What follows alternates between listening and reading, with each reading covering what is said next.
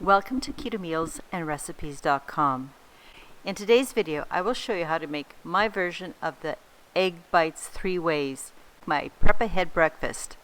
These egg bites are a keto version of a Starbucks inspired breakfast recipe. I really love making prep ahead meals such as this breakfast because it frees up a lot of my time, especially in the morning, while at the same time we still have a healthy and nutritious breakfast whenever we're ready to eat. So please watch the entire video because I will show you as I go how I modified the recipe and was able to use regular equipment I already have at home to achieve a really good copycat taste and texture without the need of an expensive sous vide to make the egg bites as Starbucks does. In fact, I purposely modified this recipe to make it easier and less expensive to make while still creating a highly nutritious, soft and moist egg muffin or egg bite. Lastly, I'd just like to point out that making your own copycat egg bites, which is extremely easy, is a lot less expensive than the egg bites you would buy at Starbucks. In this video, because I'm making 3 different flavor variations, I will present the 3 macro charts individually, each at the start of the next combination of ingredients.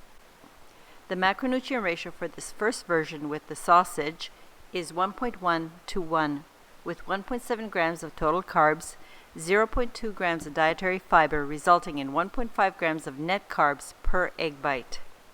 For each of the 3 types of egg bites, the first thing I do is make the filling, in this case the sausage and red onion. I begin by cutting the sausage casing and removing the meat.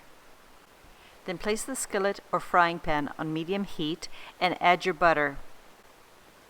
When you notice that the butter is sizzling, drop in the diced onion and saute the onions. You want them to be soft and slightly translucent, but not browned.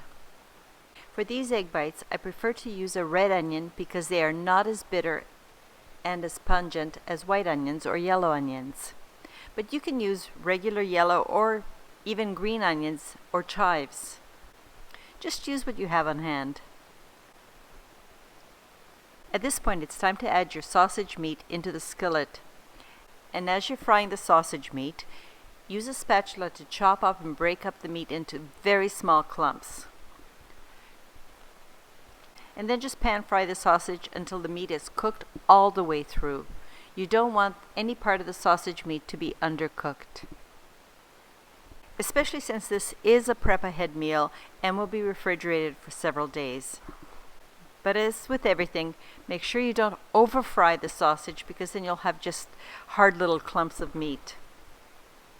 When you notice that your meat is cooked all the way through, transfer the onion and sausage meat into a small bowl. Set this bowl aside for later. Now it's time to make the next filling. The macronutrient ratio for the red bell pepper egg bites is 1.7 to 1, with 3.6 grams of total carbs, 1 gram of dietary fiber, resulting in 2.6 grams of net carbs per egg bite. To prepare the bell pepper filling, I cut the red bell pepper into 1 centimeter, even thickness strips, and then rotate the strips and chop them into 1 centimeter small bite-sized sections. I will use the same skillet that I used just a moment ago, to which I add a little bit more butter, and when the butter is sizzling, I drop in the cut red bell pepper slices and continue sauteing at medium heat for about 1 to 2 minutes. After this time, when my red pepper is starting to soften up, I also drop in the chopped onions. Saute the bell pepper and the onions until both are soft but are more at the al dente stage and not browned. For the best texture of your final egg bite, you want all the vegetables to be soft, not crispy. When you notice that your bell peppers and onions are done, just simply transfer them to a small bowl and set this bowl aside. Now for the last variation with the mushrooms. Each of the mushroom egg bites has a macronutrient ratio of 2.7 to 1, with 1.5 grams of total carbs, 0.1 grams of dietary fiber, resulting in 1.3 grams of net carbs per egg bite. You can use whatever mushrooms you want, but I actually prefer using the light brown or cremini mushrooms. They're not that expensive, easily available, and taste really good, and are also easy to cut up. Here again, take your time when cutting the sections to be about 1 centimeters, and then each section into 1 centimeter cubes. Here's a general cooking tip. Whenever you're cutting vegetables, onions, or whatever you're going to be pan frying or using as an ingredient, try to make your vegetable all the same size pieces. In this way, you're assuring that things will cook or fry at the same rate. Also, by taking a little extra care and making everything the same size, the ingredients in the recipe will present better. When you've cut up all your mushrooms, simply add some more butter to your skillet, which this time is placed on medium-low heat.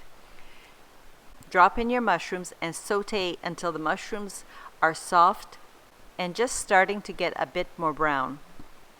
I really like mushrooms in general, but I especially like them because they're just tiny little sponges that absorb your butter or oil, so they help with the macro ratios, which explains why this version has a higher macro ratio. When you notice that your mushrooms are done, transfer them into a small bowl and set aside. The next step is an easy way to assemble while assuring that your portions are almost equal for each type of egg bite filling. To make the egg bites nice and soft, I prefer to use a silicone muffin form, which of course you should put on a metal tray because otherwise it'll be too floppy to transfer into the oven. At this time, also preheat your oven to 350 Fahrenheit or 180 degrees Celsius. For each of the different fillings, the steps are exactly the same thing. To each one of the 4 silicone cups, I add about 1 tablespoon of the sautéed mushroom mixture. Then to the next 4 cups, I add 1 tablespoon of bell pepper filling. And lastly, I add 1 tablespoon of sausage mixture to each cup. And if you have any of the ingredients left over, just distribute it equally amongst the same kind of ingredient. The next thing you should do is get your 12 room temperature eggs and crack them into a large mixing bowl. And then hand whisk very well. You want the egg whites to be well combined with the yolks and to form a very homogeneous mixture. It's important to use a hand whisk or a fork and not an electric mixer because you don't want to add air and fluffiness to these bites. You want them to be dense and substantial. Then using a measuring cup, pour 1/3 of a cup of the whisked eggs into and on top of your ingredients in the silicone mold. When you have filled all your cups, use a fork to stir the egg to combine better. As an optional step, you can use either cayenne pepper or smoked paprika and sprinkle a little extra flavor on top. The seasoning is an optional step. You don't have to do it.